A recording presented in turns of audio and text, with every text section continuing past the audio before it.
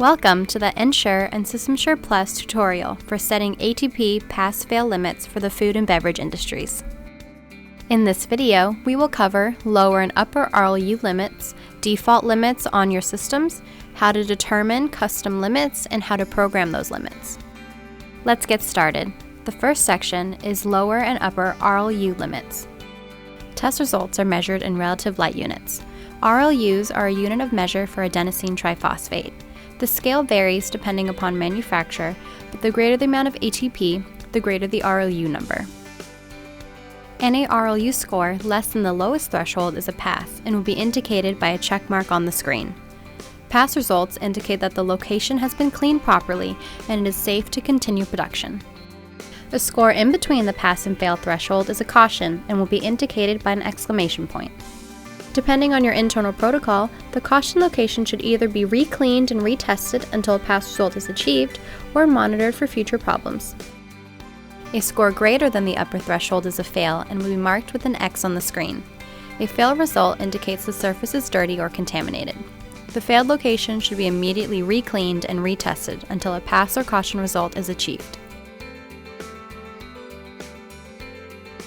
Your meter comes preset with a default lower limit of 10 and an upper limit of 30. This creates a caution area of 11 to 30. If you wish to eliminate the caution area, set 10 as your pass limit and 10 as your fail limit. The default limits of 10 and 30 RLUs are based on years of food and beverage processing experience and third-party studies. For more information, the ATP Thresholds technical document is available at hygiena.com. Download this document for your records or HACCP documentation.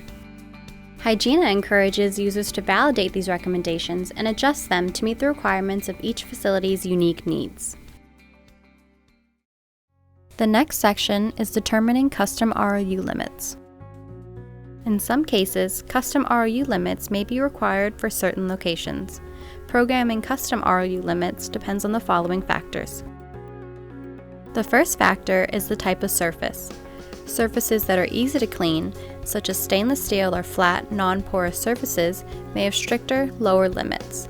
Surfaces which are hard to clean, such as porous, grooved, creviced, or irregular surfaces like conveyor belts, may have higher limits.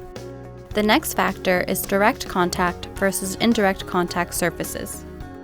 Surfaces that do not have direct contact with high-risk products, such as a control button or the side of a conveyor belt, may allow less stringent RLU limits. On the other hand, surfaces that do have contact with high-risk products, such as raw meat, may require stricter RLU limits to ensure cleaning interventions are effective. The last factor is the type of product. Products with a lower risk of contamination, such as cooked products or products with a longer shelf life, can have higher RLU limits. On the other hand, products with a higher risk of contamination, such as ready-to-eat products and products with a short shelf life, may require lower RLU limits. To determine custom RLU limits for your facility, complete this 4-step process. Identify, clean, test, and calculate. Step 1. Identify control points in the facility. These are often outlined in the GMP, SSOP, or HACCP programs. Step 2. Clean surfaces to the highest standard of cleanliness. This may include a total production line breakdown. Refer to your GMP, SSOP, or HACCP program for more information. Be sure that future cleanings will be held to this level of clean as a standard. Step 3.